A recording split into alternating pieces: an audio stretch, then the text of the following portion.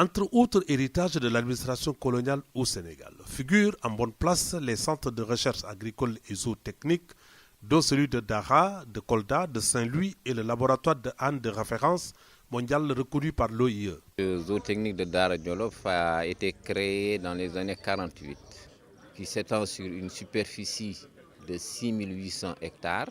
La première activité qui a été menée dans ce centre a porté sur l'amélioration de la filière équine.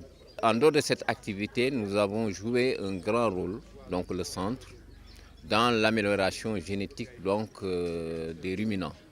On a plusieurs services. Au début, vers les années 1972, on n'avait que les activités liées à la santé, à la production animale, avec un volet sélection de l'endama très important.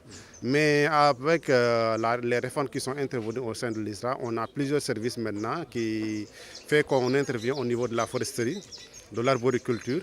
Il y a un service agronomique. Il y a un service de production fourragère et un service de production des végétaux qui regroupe des spécialités en phytopathologie et en entomologie. Donc on peut dire globalement que la zone sud, les activités qu'on peut trouver dans les autres zones se retrouvent aussi au niveau de la zone sud. Ça nous permet de couvrir, comme je vous l'ai dit, les 3 départements qui sont Kolda, Tamba et Kédougou. Mais le Sénégal aussi, dont la qualité des ressources humaines fait école dans le continent,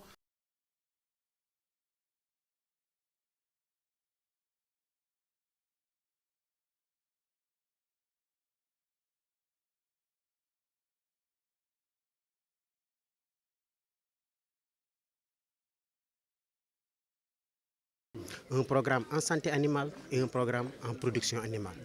Et qu'au niveau du programme santé animale, nous avons 2 thèmes de recherche et 6 thèmes au niveau du programme production animale. L'innovation également au niveau de l'ENERB cette année, c'est la mise en place d'une cellule de diagnostic et d'analyse qui a comme mission de rendre beaucoup plus efficientes les analyses de laboratoire. Et cette cellule de diagnostic et d'analyse fonctionnera sous forme donc d'un guichet unique et aura comme mission de rendre beaucoup plus transparentes les résultats au niveau de ces différents services. Nous sommes en cours de chemin, mais nous sommes à 80% des objectifs que nous avons fixés en 2014. Nous sommes au 9e mois. Il y a tout l'espoir qu'on puisse atteindre 100% des objectifs que nous avons pris. Concrètement, nous avions eu une demande de l'ordre de 21 millions de doses et nous en sommes aujourd'hui à 17 millions de doses de vaccins produits et vendus, cédés aux partenaires. Et parmi les partenaires, l'essentiel, c'est le ministère de l'Élevage et des Productions Animales qui est notre partenaire privilégié. De réforme en réforme, pour renforcer la qualité, la restructuration des différents axes de la recherche a abouti sur la création de l'Institut sénégalais de recherche agricole ISRA, dont les résultats dépassent largement nos frontières. Et chaque année, les centres locaux proposent des programmes de recherche validés en amont par la commission scientifique et financière au niveau national et en aval par le comité scientifique et technique qui regroupe des chercheurs en provenance des 4 coins du monde. Dara a abrité la première session décentralisée de la commission. Chaque année, donc, tous les centres sont appelés à mener des ateliers de pré-programmation au cours desquels les chercheurs rencontrent les collaborateurs, les acteurs, c'est-à-dire ceux qui utilisent les résultats de la recherche pour discuter ensemble des activités à mener pour l'année qui va venir. Donc après ce premier travail, la Commission nationale de programmation scientifique et budgétaire que je dirige en tant que directeur scientifique va passer donc au niveau de chaque centre et chaque centre va présenter les activités qu'il a retenues avec ses collaborateurs, avec les acteurs, ses utilisateurs de la recherche.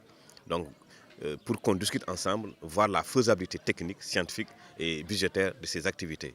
Ensuite viendra une 3e étape qui va consister à valider ces actions de recherche par des sommités nationales aussi bien internationales, des professeurs ou des chercheurs qui sont des nationaux ou bien qui viennent des universités d'Afrique et d'Europe pour donc valider nos activités. Loin des jeux de mots et des fleurs, la recherche s'impose en locomotive dans notre système agricole par la création de variétés adaptées aux conditions écologiques, la production de semences pour l'amélioration génétique, des vaccins vendus en Afrique et dans le monde, auxquels s'ajoutent la pêche et la foresterie. On a un important projet sur la lutte contre les glossines. Et l'innovation par rapport à cet aspect, c'est que c'est la première fois au niveau mondial qu'on est en train donc de mener une lutte biologique par l'utilisation donc de mâles stériles. Et l'élément important, quand je dis mâles stériles, c'est pas au niveau mondial, c'est que c'est l'utilisation d'une machine automatique à lâcher. Et dans le cadre donc du projet Glossine, on est en train de voir, avec la collaboration avec l'équipe mexicaine, ils nous ont offert gracieusement une machine donc de lâcher automatique qu'on utilise. Je pense que ça, c'est une innovation également de taille par rapport à cet aspect donc d'éradication.